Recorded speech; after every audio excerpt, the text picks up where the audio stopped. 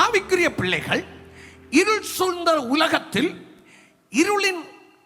இருளாகிய பிசாசின் கிரியைக்குள்ளே இருக்கிறதான உலகத்தில் வாழ்ந்து கொண்டிருக்கும் பொழுது ஆவிக்குரிய வெளிச்சத்தையோ ஆவிக்குரிய பகலையோ அவங்களுக்கு தெரியாது. நாம் ஒளியாகிய கிறிஸ்துவுக்குள் வரும் பொழுது அப்பதான் நமக்கு தெரியும், நான் இருள் சூழ்ந்த உலகத்திலே இருக்கிறேன். ஹல்லேலூயா. இருளின் கிரியைகளை செய்கிற இருளின் ஆளுகைக்குள்ளே, இருளாகிய பிசாசின் ஆளுகைக்குள்ளே, இருளுக்குள்ளே இருக்கிறேன். ஹல்லேலூயா. அப்பதான் நமக்கு தெரியும், உலகத்தின் ஒளியாகிய இயேசுவிடத்தில் வந்திருக்கிறேன்.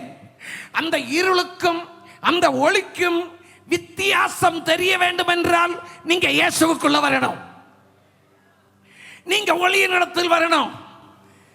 ஹல்லேலூயா. அப்பதான் தெரியும், இது ஒளி, நாம் வாழ்ற உலகம் இருள். Praise the lord. ஹல்லேலூயா. ஆனா ஒளிக்குள்ளே வந்த நம்ம கிரியைகள் ஒளியின் கிரியைகளா இருக்கணும். Praise the lord. ஸ்தோத்திரம். சரி, நான் ஷார்ட்டா சொல்ல விரும்புகிறேன்.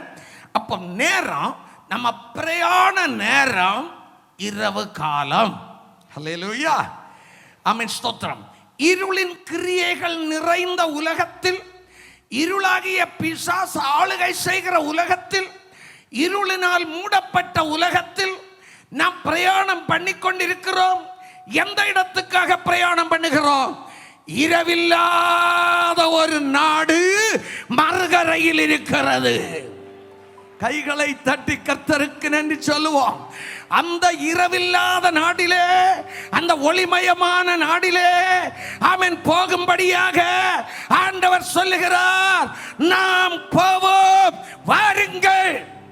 இந்த அழைப்பின் சத்தம் இன்றைக்கு இந்த ஆலயத்துக்குள்ளே முழங்கி கேட்டுக்கொண்டிருக்கிறது. இதுவரையிலும் ஒளியினிடத்தில் வந்து அவன் மறுகரையாகிய ஒளியுடைய நாடிலே பிரயாணம் ஆரம்பிக்காத யாராகிலும் நீங்க இங்க இருந்தால், மனம் திரும்பாதவர்கள், ரட்சிக்கப்படாதவர்கள், ஞான ஸ்நானம் படாதவர்கள் யாராகிலும் இருந்தால், இயேசு கிறிஸ்து உங்களை அழைக்கிறார். அக்கறைக்கு போவோம், வாருங்கள்.